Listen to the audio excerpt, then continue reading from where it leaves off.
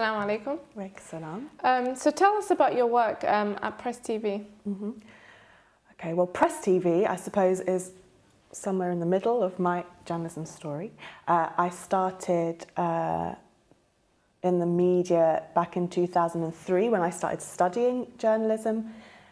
I was specialising in print, I was working in local newspapers, and I kind of spent the first 3 or 4 years of my journey in the print media. And then in 2007, I spent 3.5 years in Iran, working as a news anchor and a news correspondent. And then I came back to London and did a plethora of work. Head of news, and then a European news correspondent, and then in the last 2 years as an independent journalist, where I focused more on documentaries and shows. So yeah, I've been really lucky, alhamdulillah, in a way that I've managed to kind of, in the last 10 or 11 years, really get a scope for all the different areas of journalism that there is. Of course, mostly I just focused on news and social justice issues and things like that, yeah. How long have you been in journalism? Well, I suppose 10 years in broadcast, and then I don't know whether to count the years that I was studying, but I studied and worked, but I worked in print. So, yeah, so I suppose 10 to 14 years, depending on which way you look at it. Okay. Many people have conveyed many challenges for Muslim women being in journalism or being in the media in general, and a lot of sisters who perhaps wear their headscarf said that they have faced a lot of challenges. Would you say that you have faced challenges while being in journalism and through your career? Well, I think before you discuss the challenges just for a very specific Muslim woman in a hijab, in general, and I wrote down the statistics because I thought this was interesting. It was actually my university. I studied at City University many years ago. Last year, I think, they did a survey, and it found that in Britain, 94% of journalists are white English, 55% are male, and then it broke 0.4% are Muslim, and it's even worse for the black community where it's only 0.2%. So the Muslim population is about 5% in the country, but only 0.4% in the media. So there's an overall issue of underrepresentation of minorities, full stop. I mean, it doesn't matter what minority you are. You can be a man and black, or a man and Muslim. I think women who are Muslim, who are veiled, possibly face a triple kind of discrimination in that sense. So that's in terms of the statistics. For me personally, I think I was aware of that landscape when I went into the media. Did I face challenges? I've been wearing my hijab for 4 years, so I kind of can compare. I can't say that there's been really detrimental challenges. Yes, there have been some jobs that were taken off the table when I started wearing my hijab, and it was very implicitly done, but clear that was the reason. There are other times where I would say it's more of an awareness than a challenge. So I remember going to Scotland Yard, which is the headquarters of the police in London, and it was very ironic because we were going there to launch a police initiative aimed at the Muslim community. They were asking the Muslim community to help them on some terrorism issues. Yeah. Caveat, we're not discussing that, but that was what was there. And I walked into the room and I remember it was all white men. And I can't remember exactly, but I think there might have been 2 or 3 Asian men in the room, about 2 or 3 women. No, I was either the only Muslim, but certainly the only Muslim woman in the room. So there's an awareness, but that's not something I'm aware of on a day-to-day basis. I do my job. And I think that we should be aware that we can go out and we can be confident, especially now with social media, online, different media platforms such as yours. There's lots of scope for women and Muslim women in hijab to be heard now, and they should definitely not think about the obstacles. They should just go for it. So I'm not sure. Yes, there are some challenges, but I haven't really felt them. Okay, so there isn't any incident that you thought was a direct result of you wearing a headscarf or anything? I mean, yeah, there's been incidents. I mean, I always go into to EDL demonstrations, and I've done that when I wasn't wearing a scarf, and I've done that. Is that a representation of journalism? No. I mean, in general, if you're a Muslim going into an EDL demo, quite interestingly, when I wasn't wearing my hijab and I went into an EDL demo, one particular demonstration was cordoned off by the police, and they allowed us in because we had press cards. And that was actually one of the very few times in my career where, you know, you're trained to be objective, to go in and to relay what's happening. But I actually remember about 5 or 10 minutes in, it was quite a lot for me as an individual, because, I mean, you can't repeat the things that were being said, but let's just say to walk into an environment and there's men urinating on a wall while basically cursing things that you believe in and your God and this, that, and then to listen to what, it was quite intense that day. I wasn't wearing my hijab. It took about 20 minutes where the security guys had been like watching me to decide whether I was English or not, to decide whether I was European or not. And then they came forward and then they started really grilling me. Where are you from? What religion are you? And obviously we just left. So, I mean, in that environment, whether you're wearing your hijab or not, if you look like a minority or you look like you might be Muslim, you'll get grilled. Yeah. When I did wear my hijab, there were instances where the police had to take me away, but there's also been instances where I've gone into EDL demos and I've spoken to them. So that hasn't stopped me, and you know, there's a video of that and it's gone viral. So, no. You have to stay safe, but you can do your job. I mean, a lot of it is how you're going to be in that environment. Are you going to go and tackle that issue or not? Yeah, quite interesting. And it seems as if Muslim women who do wear the veil and are in public, it seems there is a lot of expectations of them as well. That's another scope of the discussion. In recent times, we've seen a sister in America who chose to appear in the Playboy magazine, Sister Noor Tagouri. Now, many people had an opinion regarding that, whether that was acceptable for a veiled woman to appear or not. What are your views on that? And do you feel, what was your thoughts when the Playboy article had come out? When that Playboy article came out, my thoughts were very much in two separate arenas. One was looking at the action and one was looking at the reaction. And I think you need to assess both of them to kind of be able to have the debate that's necessary. In terms of the action, why did that article take place in the first place? What were the reasons that this sister took part? And that those need to be looked at. And then on the counteract of that, the reaction. Was it helpful? Was it correct? Was it principled? You know, what was the reaction?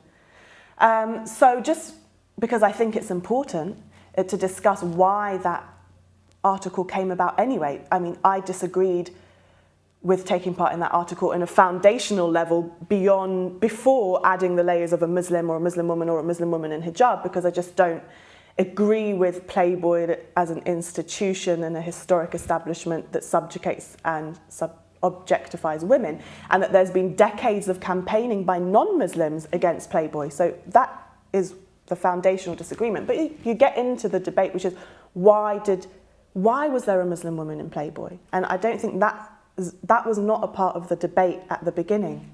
And the reason was that, in a way, Noor Tagouri was in Playboy because of the success of Playboy, not because of some sort of revolutionary act. And I say that because of this.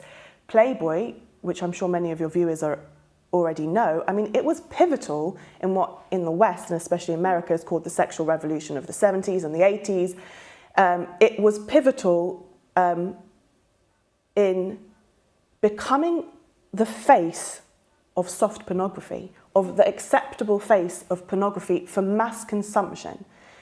And it was so successful in that at the end of the day, by the time it got to 2015, if you looked at music videos, the objectification and the sexuality was so much more hardcore than anything you'd find in Playboy. Yeah. And the internet, of course, sorry to put it in its crudest sense, but these are the facts. Hardcore online pornography is available free online. Yeah. So the issue for Playboy was a financial issue.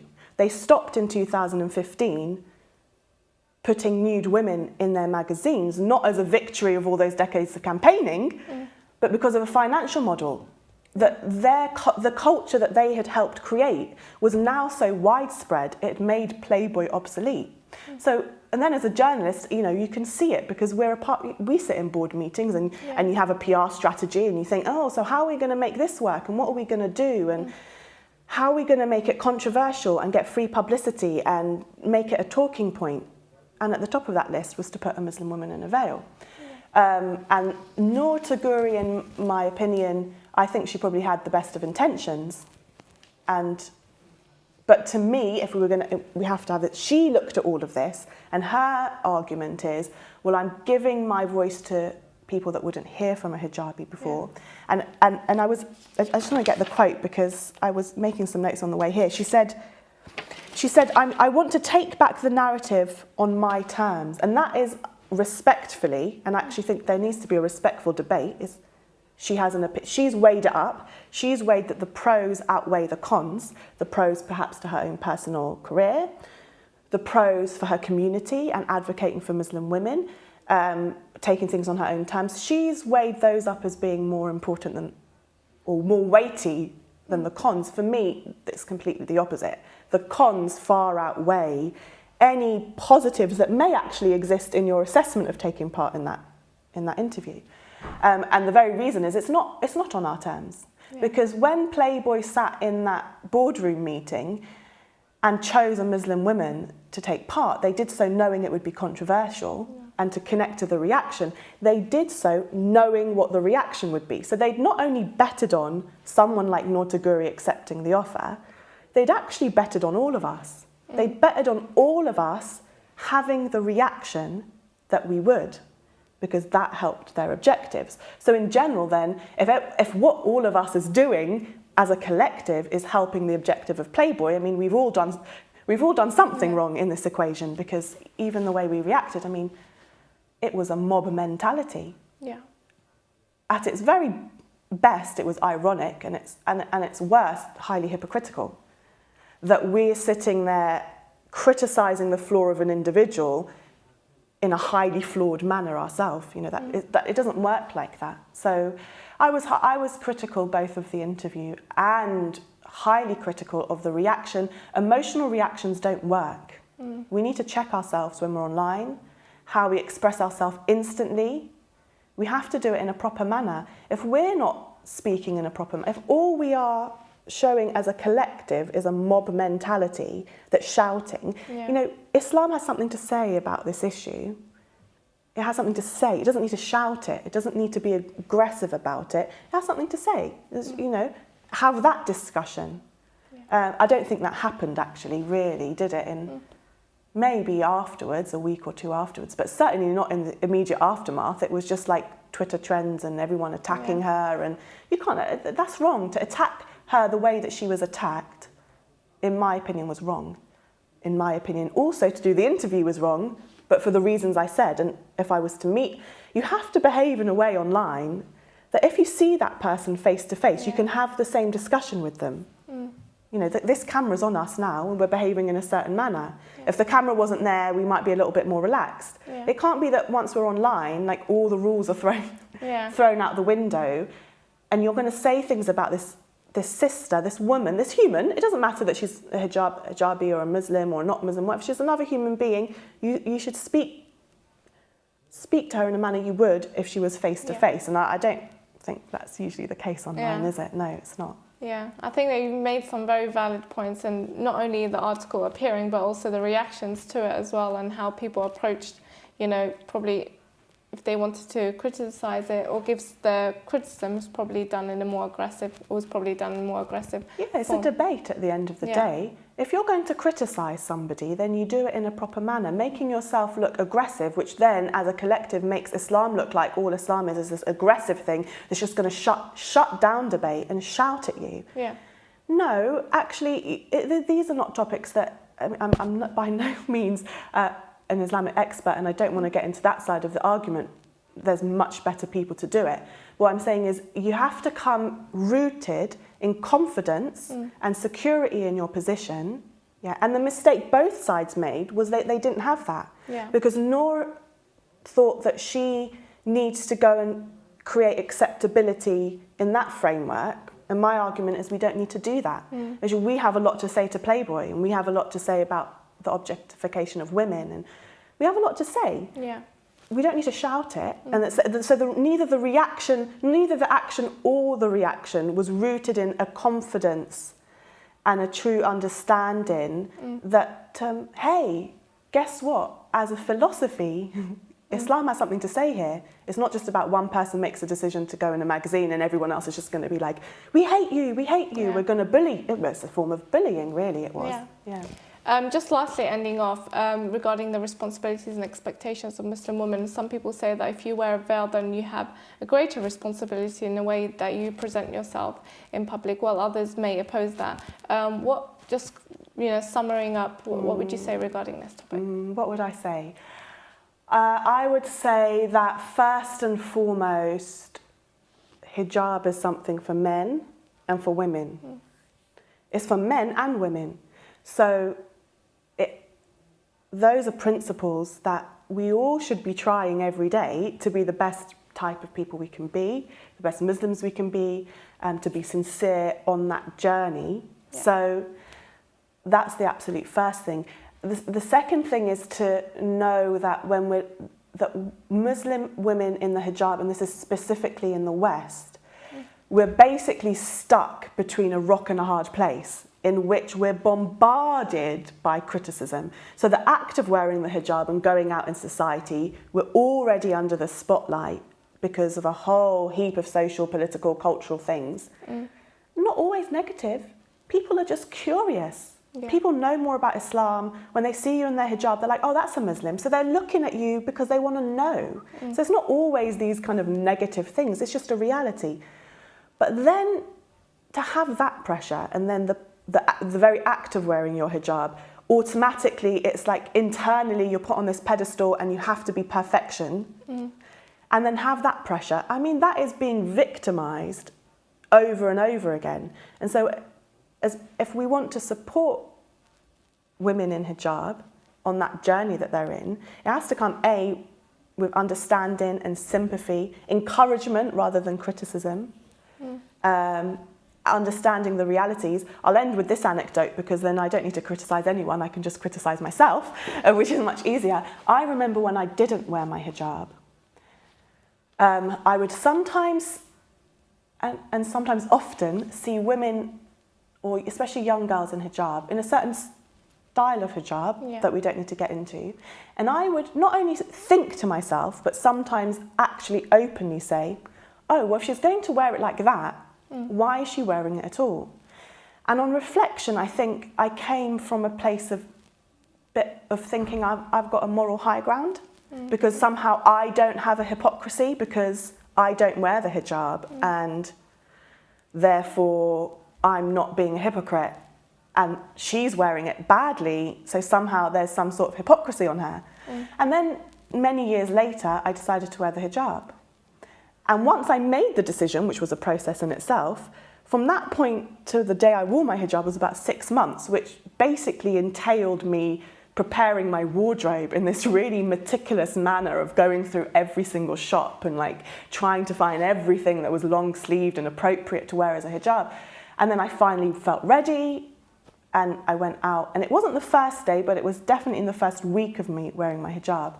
I was walking to the train station and there was a parade of shops, and I saw my reflection in the shops, and I literally froze. And what 6 months of genuine intention of me wearing proper hijab was that I was wearing, we all know these ladies, you know, these Primark tops that now I wear on my underclothes, you know, as underclothes. I was wearing one of these, and I was wearing even leggings. Actually, it was probably skinny jeans. And I stopped and I said, oh my God, I'm one of the women that I used to look at and say, well, if she's going to wear it like that, why is she wearing it at all? But then who was I? I was someone, at that very moment, I was the best I'd ever been. I was the most connected to my God and my religion that I'd ever been. I'd just gone on this big journey of, I was genuinely at that moment the best I'd ever been. And yet that was the reflection. And I think that indicates somehow how we look at women in hijab, ourselves even. And it's a journey, and I think that we need to be more sympathetic to that. I'm still a part of that journey. We're all in that journey. So if you know, I always say that if you know better, then speak to people that don't, understanding their part, where they are in their journey. Maybe you were lucky enough never to have had to be there, but try to sympathise with it and to know that we're all on that. It's not just Muslim women, it's just that we're hard done by in a way because we've got those extra burdens on us that, frankly, the brothers don't have those. You know, they can wear a short t-shirt and act a certain boisterous way. They get away, the honest truth is they get away with probably a lot more than we do, especially if we make that choice to wear the hijab. I think you've ended that beautifully, and so it's a lesson for all of us as well in the way that we approach certain situations and you know, when we talk about other people's decisions as well. Thank you very much for joining us today.